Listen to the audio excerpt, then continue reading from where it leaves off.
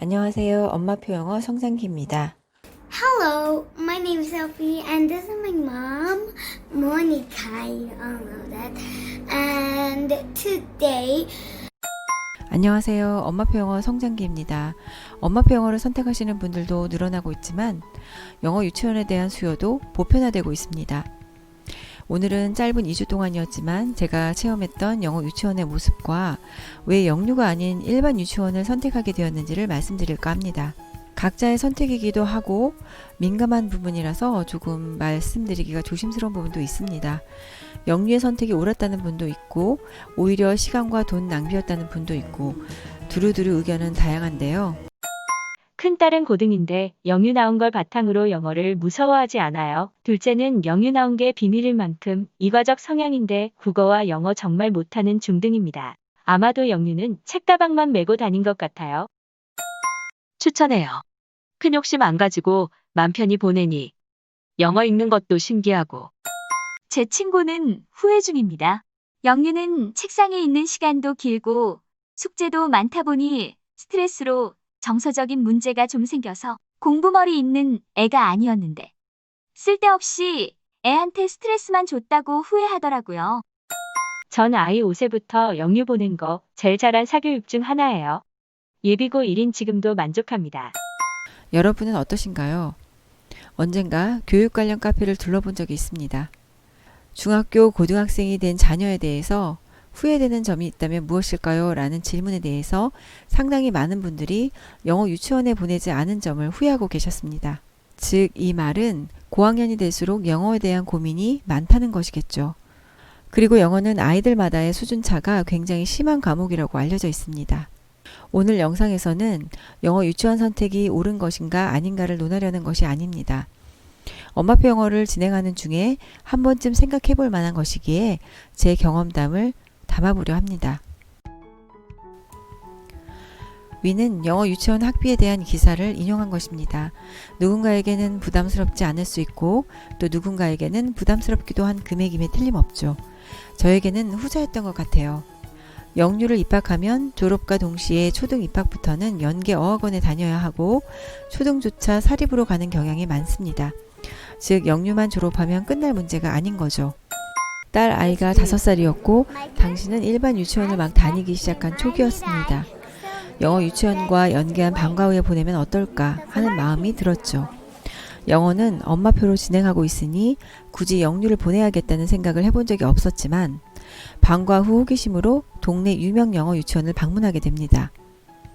해당 영유 원장님이 상담을 하시고 아이의 레벨 테스트를 진행해 보시더니 많이 놀라셨어요. 영어로 대화가 가능한 상태였기 때문에 방과후가 아니라 차라리 1살 많은 언니 오빠들과 영유 입학은 어떠냐고 권하셨습니다. 그곳은 6살부터 다니는 곳이었거든요. 그때 한 달 원비만 여쭤본 후에 거절을 하고 돌아왔습니다. 그리고 한 달여가 흘렀고 새 학기가 시작되었을 무렵에 원장님이 연락을 주셨어요. 본인의 재량으로 2주간 무료로 다닐 기회를 드릴 테니 일단 경험만이라도 해보시라는 거였죠. 제 아이에 대한 욕심이 있으셨던 것 같은 느낌이 들었는데 무료로 2주 동안이나 영유 체험을 해볼 기회가 생겼으니 다니지 않더라도 외국인 선생님과 아이가 마주치며 대화를 나눌 기회라고 생각했습니다. 다니던 1류에는 2주간 개인 사정으로 출석을 못한다고 말씀을 드렸고 2주 동안 영유를 왔다 갔다 했어요. 그리고 좀 더 오래 영유에 남아 아이가 어떻게 지내는지 꼼꼼하게 상황을 모니터링 했습니다. 이곳 영유는 한 반에 원생이 10명 정도였고 딸 아이만 5살이었어요. 나머지 아이들은 모두 6세 이상의 언니 오빠들이었답니다. 제 아이는 영어에 노출이 되어 있던 아이였기 때문에 영유에 대한 거부감이 전혀 없었습니다. 오히려 흥분하며 좋아했어요. 처음 만나는 외국인 선생님을 보면서 먼저 질문하고 대답하니 어느 날 외국인 선생님이 오히려 저에게 아이를 어떻게 가르쳤냐고 질문하시기도 했답니다. 그곳 아이들에 대한 느낌은 일반 유치원 아이들보다 더 잘 케어되고 있다는 느낌과 동시에 순하고 착하다는 느낌이 들었어요. 저는 사실 영유 자체에 대한 생각보다는 그곳 아이들에 대한 마음이 기우는 그런 상태라고 할까요? 딸도 잘 챙겨주는 언니들을 무척 좋아했답니다. 하지만 이미 영어 문장으로 의사표현을 하고 있던 제 아이에게는 ABC부터 시작하는 단계가 맞지 않는 부분이 있었고 벌써부터 학습적인 부분이 적용되는 것은 영어를 오히려 싫어하게 될 것 같았어요. 또 해당 영유가 초등 방과후와 연계되는 만큼 유아보다는 좀 더 큰 아이들 위주의 화장실 등 시설이 되어 있는 부분도 마음에 들지 않았죠. 영유는 사실 사설 어학원입니다. 점심도 인류에서 잘 먹던 아이에겐 뭔가 부족해 보이기도 했어요. 학부모 설명회에서는 외국인 선생님들을 세워 가르치는 모습을 보여주시지만 실제 수업 모습을 보고 나니 영어가 되는 한국 선생님이 한국말과 영어를 섞어가며 사용하셨어요. 아마도 처음 영어를 시작하는 아이들을 위한 배려인 듯 싶었으나 그마저도 제 아이에게는 맞지 않다고 느꼈습니다. 한글 해석 없이 영어를 받아들인 아이에게 해석해서 알려주는 것이었으니까요. 해당 원에서 외국인 선생님은 7세 이상 수업에만 출입을 하시더라고요. 2주 동안 영유에서 수업을 들은 아이는 일반 유치원보다는 영어 유치원에 다니고 싶다고 했습니다. 영어를 좋아하는 아이였으니 영어 수업이 재미있다고 느낀 것 같았어요. 또 언니들도 살갑게 1살 어린 동생에게 잘 해주니 마음이 움직였었나 봐요. 그럼에도 불구하고 판단의 기로에서 일반 유치원을 선택한 것은 영어는 일반 유치원 하원 후에 저와 하면 되지만 누리과정에서 배워야 할 것들을 놓치고 싶지 않다는 생각이 더 강했습니다. 영어 유치원을 졸업하고 큰 도움이 되었다는 아이들이 많습니다. 하지만 영어 유치원을 다니면서 부족한 한글 공부를 메꾸느라 여러 사교육을 시키는 분들도 많이 봤습니다. 어린 아이들은 영유가 끝나면 또 다른 교육기관에서 늦게까지 시간을 보내느라 노는 시간도 없어 보였어요. 경제적인 것도 부담스럽기도 합니다. 영유 비용에 한글을 위한 사교육까지 더해지면 더블이 됩니다. 제가 만났던 어떤 아이는 7살이었어요. 처음 만남은 키즈카페였는데 제가 딸 아이와 영어를 주고받으며 상황극을 하는 모습을 물끄러미 쳐다보던 그 아이는 본인이 영어 유치원에 다니고 있다고 하였어요. 제 아이와 영어로 대화 좀 주고받아 보라는 말에 손사래를 치며 자기는 영어 할 줄 모른다고 합니다. 아니, 영어를 싫어한다고 말합니다. 그런데 어느 날 그 아이를 어떤 교육기관에서 마주치게 됩니다. 그곳에서 그 아이의 어머니가 하시는 말씀을 본의 아니게 듣게 되었어요.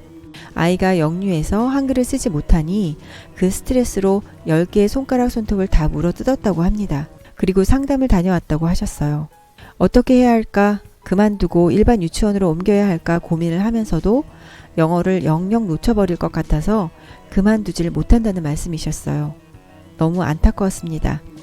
영유에 입학하기 전부터 엄마의 노력으로 영어에 노출된 아이들은 외국인을 대하는 것에 부담이 없을 수 있지만 영어 노출을 영유에서 처음 했다면 심각한 스트레스에 놓일 수도 있어요. 학습 강도가 높은 곳이라면 더 그렇겠죠. 물론 아이들 성향에 따라서 스트레스 없이 잘 다니는 아이들도 있습니다. 7살에 그 아이를 그렇게 2번 만나고 생각이 많아지더군요. 저는 사실 2주간의 무료 체험으로 막연했던 영유에 대한 내면을 본 후에 엄마표 영어에 대한 확신이 더 커졌고 앞만 보고 달려올 수 있었습니다. 우리에겐 한국어가 모국어입니다. 그런데 영어도 모국어처럼 엄마와 함께 진행하면 엄마와 아이와의 애착이 더 강해질 수 있어요. 어린 아이가 새롭게 접하는 언어를 파란 눈의 외국인 선생님 앞에서 배우기 시작해야 한다면 어떤 기분이 들까 생각해 보게 됩니다. 전 사실 영유를 다니거나 졸업한 아이들을 많이 만났습니다. 영유를 보냈음에도 부족함을 느끼고 또 부러운 시선으로 제 아이를 보시며 질문도 많이 주셨어요. 꼭 영유에 보내겠다고 결심을 하셨다면 엄마표 영어를 조금이라도 하시다가 보내시면 어떨까요? 영어 소리 노출이라도 많이 시켜주시면 영유에 적응하는 아이가 더 즐겁게 다닐 수도 있겠죠. 처음 말씀드렸듯이 영유의 찬반 논란이 오늘의 주제는 아닙니다. 이런 점도 있다 정도로 봐주시면 좋겠습니다. 엄마표 영어를 진행하시면서 고민하시는 분들이 많이 있습니다. 한 번쯤 이런 경험담도 들어보시면 좋겠다고 생각합니다. 오늘의 영상 도움이 되셨나요? 감사합니다. 엄마표 영어 성장기 유튜브 채널에서는 경험담과 팁을 알려드리고 있어요. 엄마표 영어 성장기 네이버 TV 채널에서는 엄마표 영어로 성장한 아이의 모습 그대로를 확인하실 수 있습니다. 네이버 블로그에서는 교재나 책 리뷰 등의 포스팅도 보실 수 있어요. 구독과 좋아요 감사합니다.